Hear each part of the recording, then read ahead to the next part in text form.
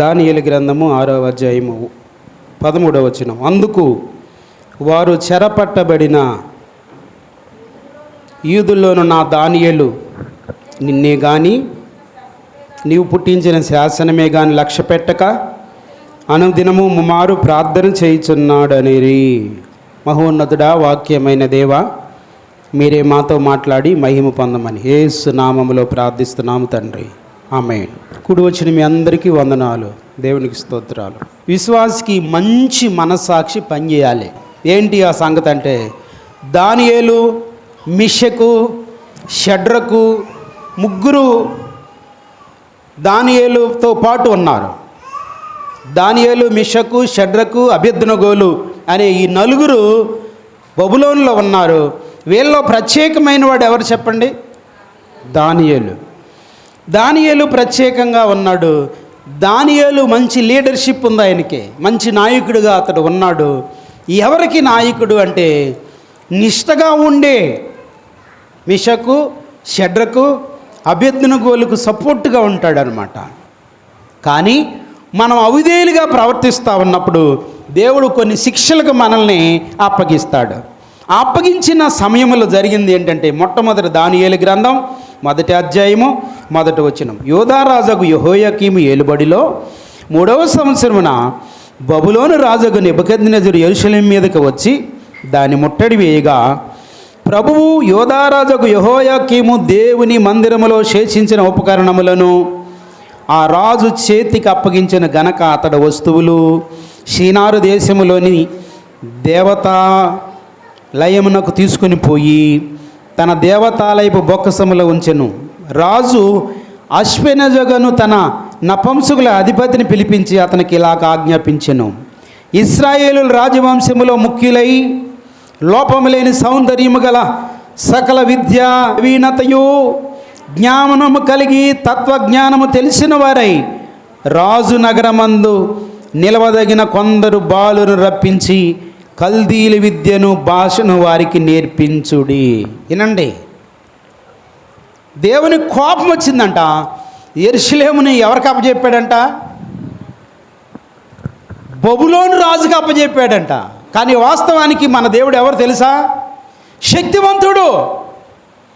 ఆయన బిడ్డలు కానీ ఆయనకు సంబంధించిన దేన్ని కానీ టచ్ చేయడానికి అవ్వడం వల్ల కాదు. చేతులెత్తి దేవునికి స్తోత్రం చెప్దాం.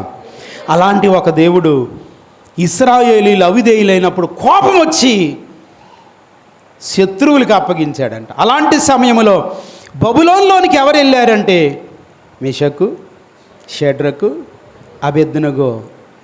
వీరితో దానియేలు కూడా వెళ్ళవలసి వచ్చింది. వీరు విశ్వాస జీవితంలో ఉన్నారు, సర్వోన్నతులైన దేవుని పక్షాన ఉన్నారు.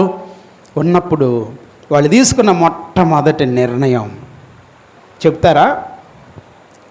మనం నిష్టగా ఉండాలి. అమ్మా, ఎట్టుండాలి? మనం పరిశుద్ధంగా ఉండాలి. మన దేవుడు ఎవరు? పరిశుద్ధుడు. ఇప్పుడు నేను ఎట్లా ఉండాలి? కడుపు అంతా కుళ్ళుతో, హృదయం అంతా ద్వేషాలతో, కుళ్ళు బుద్ధితో, ఎవరన్నా చూస్తే కళ్ళల్లో నిప్పులు పోసుకుంటా 100 ఆలోచనలు పెట్టుకొని కడుపులో మాట్లాడేది ఒకటి, హృదయంలో ఆలోచన చేసేది ఒకటి. ఈ పాడు పాపిష్టి పద్ధతి నా దేవునికి ఇష్టం లేదని వాళ్ళకి అర్థమైంది. చేతులెత్తి దేవునికి స్తోత్రం చెప్దాం.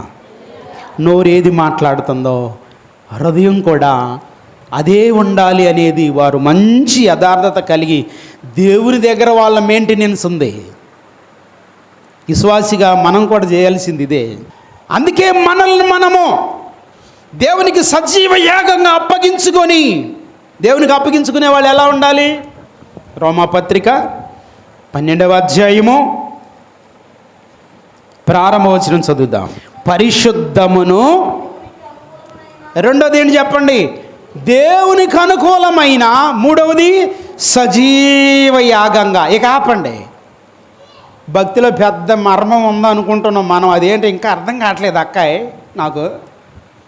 భక్తిలో మర్మం ఇంకా నాకు అర్థం కావట్లేదు. సహోదరులారా, ఓ ప్రియమైన విశ్వాసులారా, 1 పరిశుద్ధంగా ఉండడం నేర్చుకోండి ప్రతిరోజు. 2 దేవునికి అనుకూలంగా ఉండడం నేర్చుకోండి. 3, సజీవ యాగంగా. సగమేమో దేవుల్లో ఉంటాను అంటే కాదు, ఈ దేవుడు నీకు దొరకడు, ఈ దేవుడు నీకు అందడు. ఒక్క మాటలో చెప్పాలంటే ఈ దేవుడు నీకు అర్థం కాడు. ఎంత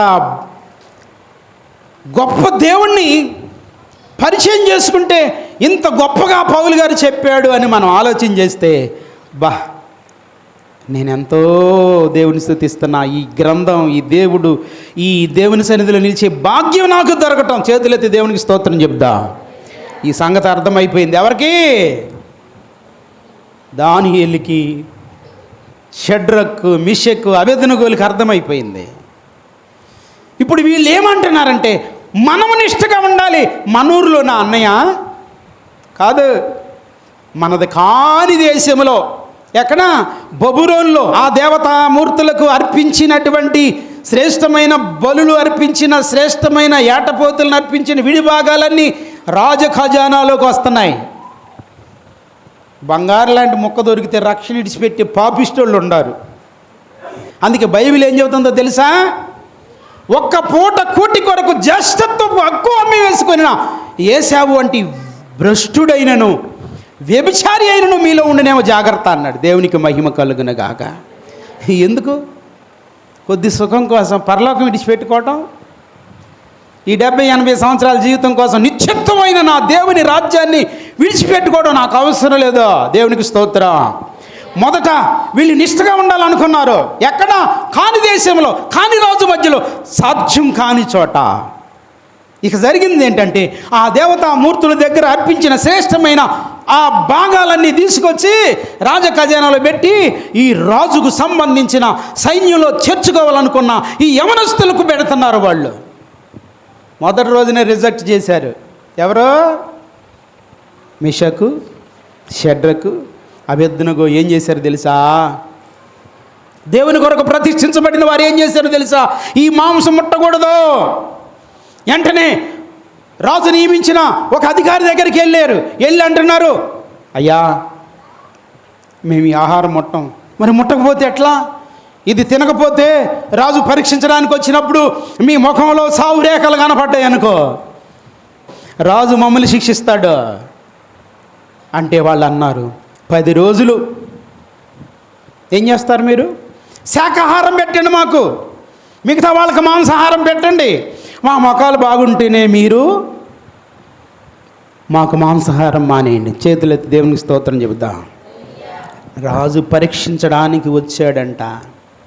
18వ వచనం, నెబుకద్నెజరు సముఖమునకు వారిని తేవాలని ఆజ్ఞ ఇచ్చి నియమించిన దినము కాగానే నపుంసకులకు అధిపతి రాజు సముఖం వారిని నిలవబెట్టెను. 19వ వచనం, మొదటి అధ్యాయం 19వ వచనం, దానియేలు, హనన్య, మిషాయేలు, అజర్య వంటి వారెవరునూ కనబడలేదు గనక వారే రాజు సముఖమున నిలిచిరి. అందరి చప్పట్లు కొట్టి దేవునికి స్తోత్రం చెప్తా. విశ్వాస జీవితానికి నిష్ఠ అవసరం. దేవుని దగ్గర పడిపోయిన దోతే నా జోలికి రావట్లేదంటే అర్థం ఏంటి? అయ్యగారికి ఏమైనా ఎగస్ట్రాలు ఏమైనా ఉన్నాయా? దేవుడికి తెలియకుండా, మీకు తెలియకుండా ఏమన్నా పెట్టుకున్నానా నా దగ్గర? ఎగస్ట్రా ఏమీ ధరించలా. ఒకటి నిష్ఠ గల హృదయం. చూపుల్లోకి వచ్చిందా అప్పుడే ప్రక్షాళన అయిపోవాలి. తలంపుల్లోకి వచ్చిందా అప్పుడే ప్రక్షాళన అయిపోవాలి. నోటికి వచ్చిందా అప్పుడే ప్రక్షాళన అయిపోవాలి. ప్రతిదినము శుద్ధి చేయబడిన హృదయం, విరిగి నలిగిన మనసే దేవునికి ఇష్టమైన బలి. అంతకు మించి ఏమి లేదు. నువ్వు అనుకుంటావు ఏదో ఉందని, ఏమీ లేదు. నీ నిష్ఠే, నీ దేవునికి ఇష్టమైన నిష్ఠే నీ దగ్గర ఉంటే నీ దేవుడు నిన్ను బలపరుచునుగాక. 10 రోజుల తర్వాత రాజు చూశాడు, వాళ్ళ మొఖాలు తేజోవంతంగా ఉన్నాయంట. ఇవాళ మన మొఖాలు ఎట్టుంటున్నాయి? అమ్మా సాగు తప్పి కన్నులు లొట్టబోయిందంట. ఎప్పుడు చూసినమ్మా నీ మీద మొఖం ఏంటమ్మా విసారంగా ఉన్నామేంటమ్మా? అన్నయ్య గారండి అప్పు చూస్తే భయం వేస్త. మరి ముందు ఎందుకు చేసిను? ఆ దమ్ము ధైర్యం నీకు ఉండొద్దా? నువ్వేమో అడవిలో పడి వెళ్ళే పేకాడు రాయుడు కాదుగా. లోకంలో పడి చావడానికి వాళ్ళు బండ్లు అమ్ముతారు, ఇల్లు అమ్ముతారు, అన్నీ అయిపోయి కుసూరు అంటారు. లోకాశలు ఇలా ఉన్నాయి. క్రీస్తులో నిష్ఠ ఎలాంటిదో తెలుసా? రోజు ఎదుట నిలబెట్టబోతుంది మనల్ని. దేవునికి స్తోత్రం కలుగునగాక. రాజు సముఖంలో నిలబడి వీళ్ళంటే వీళ్ళే యోగ్యులు, వీళ్ళంత జ్ఞానవంతులు లేరు, వీళ్ళంత యోగ్యులు లేరు అని పొగుడుతూ ఉంటే ఆ అన్నం పెట్టోడికి, ఆహారం ఇవ్వడానికి ఆజ్ఞ ఇచ్చేటువంటి ఆ శ్రేష్టమైన నాయకుడికి ఆశ్చర్యం కలిగిందంట. ఇదేంటి వీళ్ళ దేవుడు ఇంత గొప్పోడా అని. నీ నిష్ట చూస్తే నీ దేవుని గొప్పతనం బయటికి రావాలి. నీ నా మోసం చూస్తే సరిపోయిందిలే. ఒక ఆయన అన్నాడు, నేను విన్నాను, నన్ను చూడమాకండి, నా దేవుణ్ణి చూడండి అంటే. నీ దేవుణ్ణి ఎవడు చూస్తాయా బాబు, నీ బతికే బాగాలేదు. కుళ్ళు కుతంత్రాలు కుచితాల మధ్యలో మన జీవితం గడపకుండా నిష్టలో నియమములో మనము జీవించుదుముగాక. అంతే. వాళ్ళు నిలబడ్డాడు. తర్వాత వాళ్ళకి ఇంకొక సుగుణం ఉంది. వాళ్ళు నిలబడిన తర్వాత గర్వించలా. వచ్చిన 2వ అధ్యాయం 11వ వచనం. ఇష్టగలిగిన వారికి పరీక్ష వచ్చింది. అన్నయ్య గారండి ఏరి కోరి ఇయ్యాలే గుడికి వచ్చి నమ్మకంగా ఉన్నారండి, ఇయ్యాలే నాకు వచ్చిందండి సమస్య. వసద్దే, ఏం కంగారు పడద్దా. ఈ నెల రోజులు చాలా నిష్టగా ఉన్నానండి, ఇంతవరకు నేను ఇష్టం వచ్చినట్టుండి అప్పుడు లేని బాధలు ఇప్పుడే వచ్చినాయండి. వస్తుంది. కానీ నిష్ట కలిగిన వాడి పక్షాన్ని ఎవరున్నారు? గొప్ప గొప్ప కార్యాలు చేయగల దేవుడు మనతో ఉన్నాడు. చేతులెత్తి దేవునికి స్తోత్రం చెప్దాం గట్టిగా. ఇప్పుడు మీరు గమనిస్తే రాజుకి కల వచ్చిందంట. అమ్మ ఎవరికే? రాజు అన్నాడంట, ఒరే రాత్రి నాకు కల వచ్చింది. 2 కల చెప్పాలి, కల భావం కూడా చెప్పాలి. ఈయనేం చెప్తే చెప్పడం కాదు. రాత్రి కల వస్తే నేను కల మర్చిపోయా. ఎంత కమ్మగా ఉంటుందో చూడండి.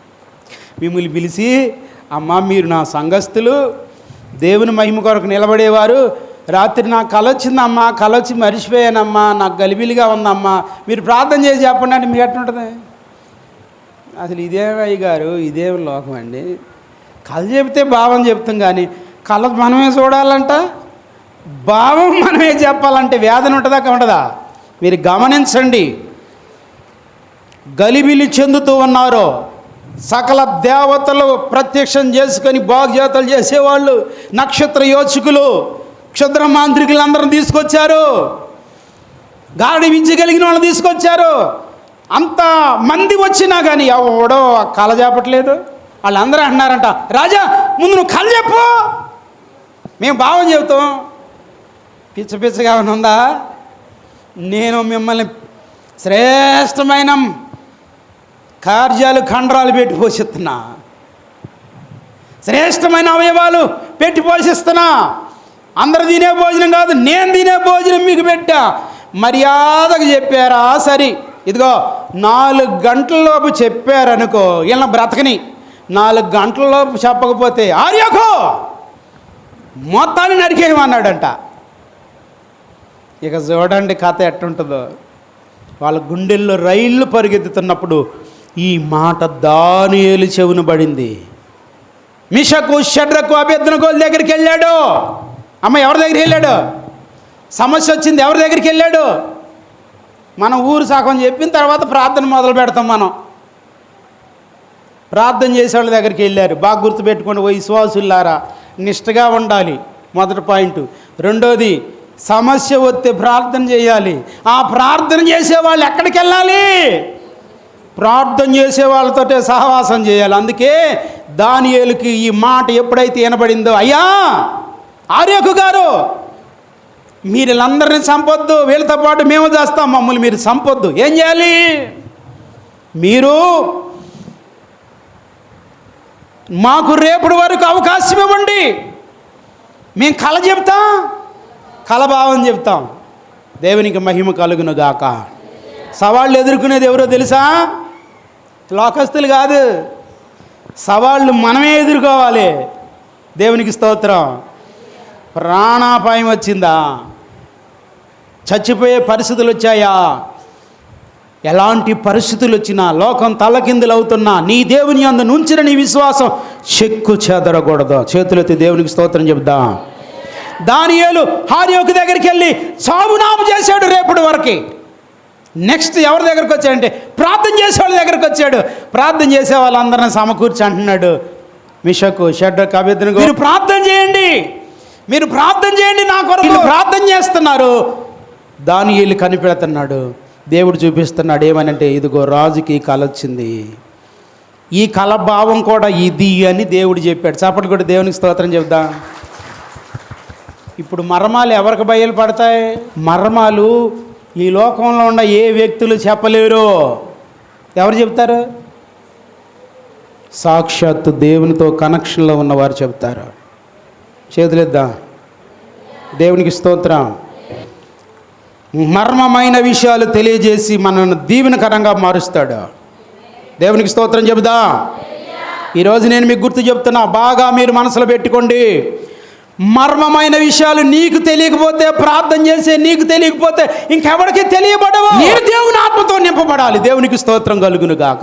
నువ్వు మా జోలికి ఎందుకు వస్తున్నావే? మేము దేవుని పక్షాన ఉన్నోళ్ళం కదా అంటే, లోకస్తులందరినీ ఆటపాటల్లో ముంచి ఎవరికి కావలసిన ఉద్యోగం వాళ్ళకి ఇచ్చేసా, వాళ్ళందరూ నా వశంలో ఉన్నారు.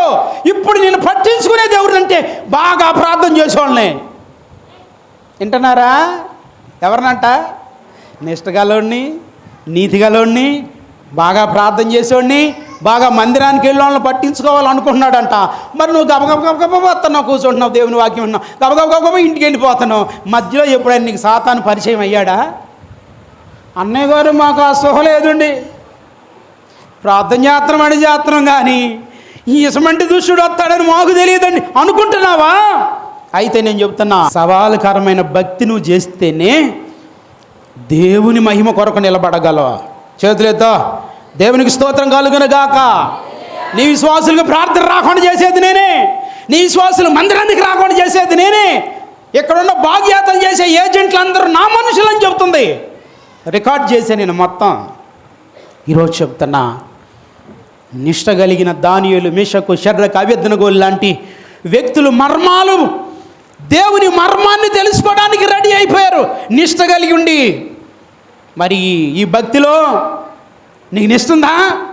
నోటి మాట ఏదైనా జారితే నువ్వు మానవ సహజ సంబంధాలను బట్టి నీకు ఏదైనా అపవిత్రత కలిగితే నువ్వు శుద్ధుడు అయిపోవాలి. రెండవది, బలమైన ప్రార్థన చేసి మరణ శాసనాల్ని రాజజ్ఞానులందరూ చచ్చిపోవలసి ఉండగా రాజు కల విషయంలో మొరపెట్టి కల చెప్పారు, కల భావము చెప్పారు. చప్పట్లు కొట్టి దేవునికి స్తోత్రం చెల్లిద్దా. అంది ఎక్కడో ఏదో ఉంది అని ఉరుకుతున్నారు. నీ దగ్గరే ఉంది. అయ్యగారి దగ్గర కూడా ఏమీ లేదు, నీ దగ్గరే ఉంది. నువ్వు ఎన్ని బూదిగంతాలకు గొంతులేసినా నీ నిష్ట, నీ ప్రార్థనా జీవితం, నువ్వు పట్టుదలతో దేవుణ్ణి అమ్మడించాలి. దేవునికి మహిమ కలుగును గాక. అమ్మ ఎట్లా అమ్మడించాలి? రోమపత్రిక 12వ అధ్యాయము 12వ వచనం, నిరీక్షణ కలిగిన వారై సంతోషించుచు శ్రమయందు ఓర్పు గలవారై ప్రార్థన యందు పట్టుదల. చేతులెత్తి దేవుని స్తోత్రం చెబుతా. అమ్మా, ఈ లోకంలో ఏటేటి విషయంలో పట్టుదల. మంచి చీర కొనటానికి పట్టుదల ఉంటుందా? ఈ చీర ఎప్పుడోకప్పుడు నేను కొనాలి, కట్టాలి ఉంటుందా? నేను అంటాను, ఇహలోక సంబంధమైన వాటి విషయంలో ఎంత పట్టు ఉందో అంతకంటే ఎక్కువగా నీకు దేంట్లో ఉండాలి? శ్రమయందు నిరీక్షణ కలిగిన మీరు సంతోషించుచు శ్రమయందు ఓర్పు గలవారై ప్రార్థనలో పట్టుదల. దేవునికి స్తోత్రం కలుగును గాక. నువ్వు నాకు కళ చెబుతావా, కళ భావం చెబుతావా, నేను నిద్రపోతా, లేకపోతే నేను పడుకోను అన్నోళ్ళు ఉన్నారా? నా సంగతి ఏంటో అర్థం కావట్లేదు. యేసయ్యా, ఈ నొప్పులు ఎందుకు వచ్చావు, ఈ అప్పులు ఎందుకు వచ్చాయో, ఈ బాధలు ఎందుకు వచ్చాయో, ఈ శత్రువు ఎందుకు వచ్చావు, ఇది నాకు తెలియాలి. పట్టుదల ఉందా? ఏట జరిగేది అట్టే జరిగిద్ది. అన్నయ్య గారు నారు పోసిన దేవుడు నీరు పోయిడా? ఈ దేవుడు ఏం చేస్తే నీ దీర్ఘం తీసుకెళ్ళి పెద్ద చెరులో పడేయ. ఇదా నీ నిరీక్షణ? ఇదా నీ పట్టుదల? దేవా, నేను మొన్న ఏం చేశాను తెలుసా? నా దగ్గరకు వచ్చిన ఇద్దరెవడో చెబితేనే నేను ఇక్కడ ఉంటా. నాతో ఎట్లుంటుందో తెలుసా? నువ్వు నాకు ఆ విషయాలు చెప్పలేదు అనుకో, నా ప్రాణం తీసుకో. నువ్వు అనవలసి మరి అమ్మగారు ఏమైపోవాలి, పిల్లలు ఏమైపోవాలి, దేవుడు విడిచిపెడతాడా? మాయ నాటకం కాదు. ఈ పట్టుదల మనకున్నప్పుడు కార్యము జరుగునుగాక. దేవునికి స్తోత్రం. నిరీక్షణ కలిగి ఉండాలి, సంతోషం ఉండాలి, శ్రమల యందు ఓర్పు ఉండాలి, ప్రార్థనలో పట్టుదల ఉండాలంట. ఇంకా నేను ఆ 2 మాటలు చదివిస్తాను. ఎఫెసీ పత్రిక 6వ అధ్యాయం 18వ వచనం. ఆత్మ వలన ప్రతి విషయమందును, ఏం వలన? ఆత్మ వలన ప్రతి విషయమందును ప్రతి విధమైన ప్రార్థన విజ్ఞాపన చేయుచు ఆ విషయమై సమస్త పరిశుద్ధుల నిమిత్తము పూర్ణమైన పట్టుదలతో విజ్ఞాపన చేస్తూ మెలకుగా ఉండాలి. అమ్మ, విశ్వాసుల విషయంలో ప్రార్థన చేయాలి. విశ్వాసి ఎవడెక్కడ పోతే నాకెందుకు, వద్దొద్దు. నీ పక్కిళ్ళు, నేను ముందు ఎవరి కోసం ప్రార్థన చేస్తా తెలుసా? పక్కింటి వాళ్ళ కోసం ప్రార్థన చేస్తా. ఎందుకని? నీ పక్కింటి వాళ్ళు క్షేమంగా ఉంటే నీకు క్షేమం కలుగునుగాక. దేవునికి స్తోత్రం కలుగునుగాక. ఎఫెసీ పత్రిక 6వ అధ్యాయం 20వ వచనం. అపోస్తలుడైన పౌలు అంటున్నాడు, ధైర్యంతో మాట్లాడుకై వాక్శక్తి నాకు అనుగ్రహించబడినట్లు నా నిమిత్తము పూర్ణమైన పట్టుదలతో విజ్ఞాపన. విశ్వాసం ఎవరి కోసం ప్రార్థన చేయాలి? ఎవరి కోసం చేయాలి? తన కోసం చేసుకోవాలి. 2 ఎవరి కోసం చేయాలి? విశ్వాసుల కోసం చేయాలి. 3 ఎవరి కోసం చేయాలి? సేవకుని కోసం చేయాలి. అర్థమవుతుందా? ఈ బలమైన ప్రార్థన ఏ విశ్వాసికి అయితే ఉంటుందో దేవుడు వర్ధిల్ల చేయునుగాక. తనను మాత్రమే కాదు, తన పొరుగు వారిని రక్షిస్తాడు, తన సేవకుని విడిపిస్తాడు. అంత మాత్రమే కాదు, వారు చేసిన ప్రార్థన వారికి కాపుదలగా ఉంటుంది. దేవునికి మహిమ కలుగునుగాక. 6వ అధ్యాయము 14వ వచనం. ముమ్మారు ప్రార్థన చేయుచున్నాడని చెప్పిరి. రాజు ఈ మాట విని బహుగా వ్యాకులపడి దానియేలును రక్షించాలని అనుకున్నాడంట. చేతులెత్తి దేవునికి స్తోత్రం చెబుదాం. దానియేలుకి ఎంత ప్రార్థన ఉంది? 3 పూటలు ఫుల్లుగా తింటాం, 1 పూట కూడా ప్రార్థన చేయం. అవునా కదా? అదేంటమ్మా ప్రార్థన చేయలేదంటే, కుదరలేదు అన్నయ్య గారు. రోజు పిలవకుండే వస్తుందండి శోధన, చెప్పకుండే వస్తుంది ఇరుకో. నీకు అర్థమవుతుందా? నీ జీవితం క్షణమైన నిన్ను ఆయన కాపాడటకుండా ఒకవేళ ఉంటే 121వ కీర్తన 8వ వచనం అంటాడు, నీ రాకపోకలేదు యెహోవా నీకు తోడై ఉండును అంటాడు. అంత మాత్రమే కాదు, ఇశ్రాయేలుని కాపాడువాడు కునుకొడు. ఇంకా ఇశ్రాయేలీలు ఆ ఇశ్రాయేలీలే కాదు, ఈరోజు నవీన ఇశ్రాయేలు ఆత్మరక్షణ పొందిన మనము చేతులెత్తి దేవునికి స్తోత్రం చెబుదాం. మనల్ని కాపాడే దేవుడు ఏం చేయడు? కునుకొడు, నిద్రపోడు. ఇప్పుడు జరిగింది ఏంటంటే, ముమ్మారు ప్రార్థన చేస్తున్న దానియేలుని తీసుకెళ్ళి ఎక్కడ వేశారంట? శత్రువులు ఎంతమంది చెప్తారా? రాజ్యంలో ఉండేవాళ్ళు కాదు శత్రువులు. ఎవరు శత్రువులు? 120 మంది పెద్దలు, 3 ప్రధానుల్లో దానియేలు ప్రధానమైన వ్యక్తి. అతనికి 2 శత్రువులు ఉన్నారంట. ఆ పక్కన లెక్కలు అప్పచెప్పేవాడు. అందరినీ రాజ్య విషయంలో లెక్కలన్నీ కూడా చూసే ఈ 120 మంది పెద్దలు ప్లస్ వాళ్ళ మీద ఉన్న 2 ప్రధానులు, వాళ్ళ ప్రధానిగా అయినటువంటి దానియేలు. ఇప్పుడు దానియేలు పర్ఫెక్ట్గా ఉన్నందుకు శత్రువులు ఎక్కువైపోయి, దానియేలుకి శత్రువులు ఎక్కువైపోయి 120 మంది పెద్దలు, 2 ప్రధానులు, మొత్తం 122 కుటుంబాలు భయంకరంగా ఎవరిని ఏడిపిస్తున్నాయి? దానియేలుని ఏడిపిస్తున్నాయి. దానియేలు మీద రాజు దగ్గరికి వెళ్ళి ముద్ర వేపించి నిన్నే ఆరాధన చేయాలి, ఇంకొకరిని ఆరాధన చేయకూడదని కుయుక్తిగా దానియేలుని దేవునికి ఆరాధన చేస్తున్నప్పుడు పట్టివ్వాలని ప్లాన్ చేస్తే ఏం జరిగిందో తెలుసా? వీళ్ళు అనుకున్న పథకం ప్రకారంగా దానియేలుని పట్టుకొచ్చారు. ఈలోగా వారం రోజులు సింహాలకి ఏ మేత వేయకుండా సింహాల బోనులో ఉన్న సింహాలు ఆ 10 సింహాలకి ఏ మేత వేయకుండా అట్ట ఉంచారు. ఎందుకని? దానియేలుని కసిదీరా మొక్కలు చెయ్యాలి అని వాళ్ళ ఉద్దేశం. అయితే జరిగింది ఏంటో తెలుసా?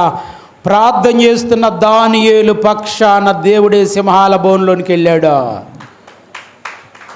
ఇక్కడ మీరు గమనిస్తే ఎవరున్నారంట?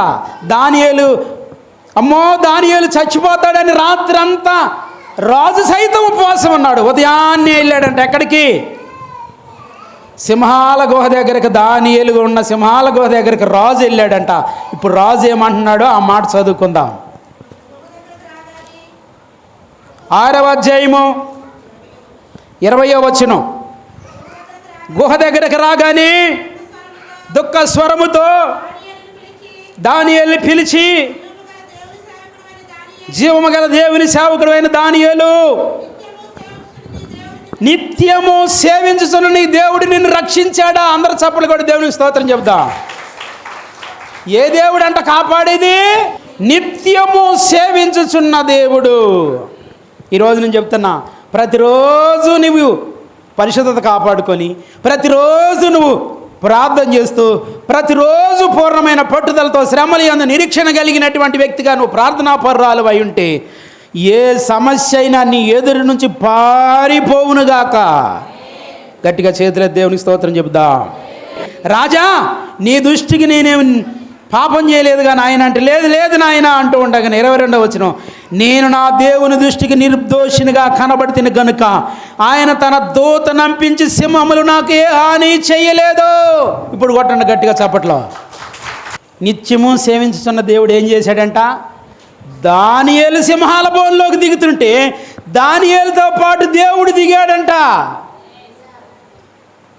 దిగిన దేవుడు సింహాలతో మాట్లాడుతున్నాడంట. దానియేలుకు కూడా తెలియకుండా ఏమనంటే, ఏ సింహాలారా, దానియేలుని మీరు ఏం చేయొద్దు. ఎందుకు? దానియేలుని చీలిస్తే ఒక్కొక్క ముక్క వస్తుంది, మీకు ఆకలి తీరదు. ఇప్పటికి మీరు వారం రోజులు అయిపోయింది, కానీ మీకు సమృద్ధి మాంసం నేను ఇవ్వబోతున్నాను, ఈ తెల్లారితే అన్నాడంట. చేతులైతే దేవునికి స్తోత్రం చెప్దాం. దానియేలుని బయటికి తీయండి. 122 కుటుంబాలు దానియేలు మీద శత్రువులుగా ఎవరైతే వ్యవహరించారో వాళ్ళ కుటుంబాలతో సహా తీసుకొచ్చి పడేయండి అంటే, వాళ్ళు పడుతూ ఉండగానే సింహాలు ఎగిరి వారు ఎముకలు పొడి చేశాయనుంది. అక్కడ వాక్యం చదువుకోండి. సమృద్ధి కలిగి తిన్నాయంట సింహాలు. దానియేలుకి వ్యతిరేకమైన శత్రువులు మిగలలేదో. దేవునికి మహిమ కలుగునుగాక. నీవు ప్రార్థనాపరుడవైతే, నీవు నిష్టపరుడవైతే, నువ్వు నీతి కలిగిన దేవుని బిడ్డవైతే, ప్రతిరోజు దేవుని నియమాన్ని కొనసాగిస్తూ ఉంటే దేవుడే నీతో ఉండి నిన్ను రక్షించబోతున్నాడు. చేతులెత్తి దేవునికి స్తోత్రం చెప్దాం. దేవుడు పుట్టినప్పుడు ఏమి రాయబడింది? మత్తయి సువార్త 1వ అధ్యాయము 21వ వచనాన్ని, ఆయనకి ఇమ్మానుయేలు. అందరి చేతులెత్తి దేవునికి స్తోత్రం చెబుదాం. ఆయన పేరేంటి? ఇమ్మానుయేలు అంటే అర్థం ఏంటి? 28వ అధ్యాయం మత్తయి సువార్త 28వ అధ్యాయము 20వ వచనం, నేను మీకు ఏ ఏ సంగతులు ఆజ్ఞాపించుతునో బోధించుడి, యుగ సమాప్తి వరకు సదాకాలము మీతో ఉన్నానని చెప్పిన. చేతులెత్తి దేవునికి స్తోత్రం చెబుదాం. ఇమ్మానుయేలు అంటే అర్థం ఏంటి? బతికినంతకాలం మనకు తోడై ఉండే దేవుడు. దేవునికి స్తోత్రం. బ్రతికినంతకాలం మనకు తోడై ఉండే దేవుడు. యుగ యుగాలు నీ బిడబిడ తరాన్ని నీకు తోడై ఉండే దేవుడు. ఇమ్మానుయేలు అనగా భాషాంతరము దేవుడు మనకు తోడని అర్థము. ఎప్పుడు? జీవితకాలం. ఇప్పుడు ఆ దేవుడే పరలోకం నుంచి భూలోకానికి వచ్చి మరణించి సజీవుడు లేచి పరలోకం వెళ్ళి తిరిగి రాబోతున్నాడు. దేవుడు తన దూతను పెట్టాడు. దేవునికి మహిమ కలుగునుగాక. ఆ దూత ఎప్పుడెప్పుడు ఉంటారో? 24 గంటల సీరియల్ చూస్తుంటే నీతో పాటు దూత కూడా సీరియల్ చూసుకుంటా, 24 గంటల సినిమాలు చూసి డిష్ అంటుంటే నీ గుడ్లు అక్కడ పెడితే దూత గుమ్మం దగ్గర ఉండి అయ్యో అయ్యో నా బిడ్డ నా ఇంకా చూడట్లేదని చూసి నీ ఇష్టం వచ్చిన పనులన్నీ చేస్తున్నావు. దూతకి ఇష్టమైన దేవుడికి ఇష్టమైన పని ఒక్కటి కూడా నువ్వు చేయట్లేదంటే ఆ దూత యోబుకి శ్రమ వచ్చింది, అన్యాయం చేశాడు దేవుడు అని అనలా. ఎందుకో తెలుసా? న్యాయం చేస్తాడు నా దేవుడు, శ్రమలో తోడై ఉంటాడు అని నిరీక్షణ కలిగి ఉన్నాడు. 2 అంతల ఆశీర్వాదం పొందాడు. భక్తులైన వారికి శ్రమ 2 అంతల ఆశీర్వాదం. దేవునికి స్తోత్రం. భక్తిహీనులకు నష్టం, కష్టం, ఇరుకు, ఇబ్బంది. నా దేవుని హస్తం వారికి తోడుగా ఉండదు. మనం భక్తిహీనులము కాక భక్తి కలిగిన వారం అవుదుము గాక. నా కొరకు మరణించిన క్రీస్తు ఆయన తన దూతను పంపి నన్ను కాపాడును గాక. నాకు ఆమెనన్నారు, మీరు అనుకోలా. తన దూతను పంపి నన్ను కాపాడును గాక. సింహాలు లాంటి సమస్య, శత్రువులు లాంటి సమస్య, కలల్లాంటి శోధనలు, తెలియబడకుండా వచ్చే చిక్కులన్నిటి నుంచి విడుదల పొందుదుముగాక. 2024 సంవత్సరాల నాడు మరణించిన యేసయ్యే ఈరోజు నీకు నాకు ఉన్నాడు. ఆ రోజు దానియేలుకి, మిషకు, షడ్రకు, అబేద్నెగోలకే కాదు, ఈరోజు నాతో కూడా ఉన్నారు అనుకుంటే మోకరించి ప్రార్థన చేసుకుందాం. మనం నిలబడి ఆయన కొరకు స్థిరపరచబడుదుముగాక. మహోన్నతుడా, మేము మిషకు, షడ్రకు, అబేద్నెగోల వలె, దానియేలు వలె సకల మర్మాలు గ్రహించి, సకల శత్రు సమూహపు నీడ జయించి, నీ కొరకు జయించే కృప మాకు అనుగ్రహించి, నాయన మీరు ఈ లోకానికి వచ్చి పగలంతా బోధించి రాత్రంతా ప్రార్థన చేసి మాకు మాదిరి ఉంచి వెళ్ళి ఉండగా మేము కూడా నీ సన్నిధిలో గడిపే కృప మాకు దయచేయండి. నీ మాట వినే కృప దయచేయండి. నీ హెచ్చరికలు సేవకు నోటం చూస్తున్నప్పుడు మమ్మల్ని బలపరచమని, మా సకల రోగాలు, శాపాలు, కీడు తొలగించి మమ్మల్ని నిలబెట్టే యేసు నామములో ప్రార్థిస్తున్నాము తండ్రి. ఆమేన్.